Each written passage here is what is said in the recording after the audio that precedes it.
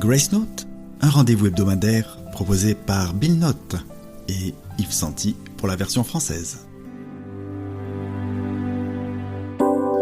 Identité supposée.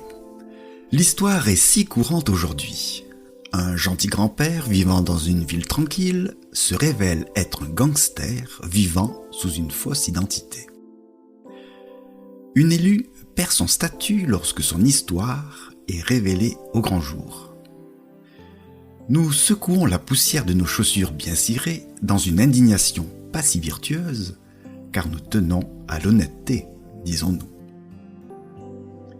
Et pourtant, nous connaissons bien cette histoire. Avant que nous n'apprenions à compter ou à lire, la trajectoire de notre vie était volontaire, fière et égocentrique. À cela, nous avons ajouté les défauts que nous avons adoptés.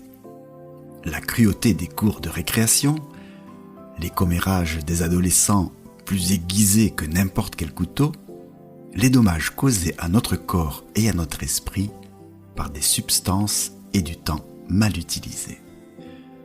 Nos échecs sont allés beaucoup plus vite que nos années.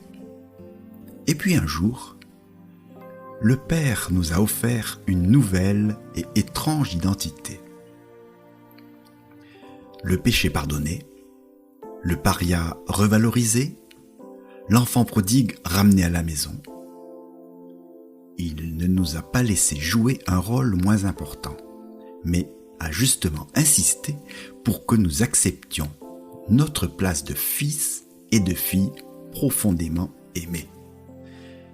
Nous vivons donc maintenant avec cette identité supposée et nous luttons avec la robe du Père que nous nous sentons indignes de porter.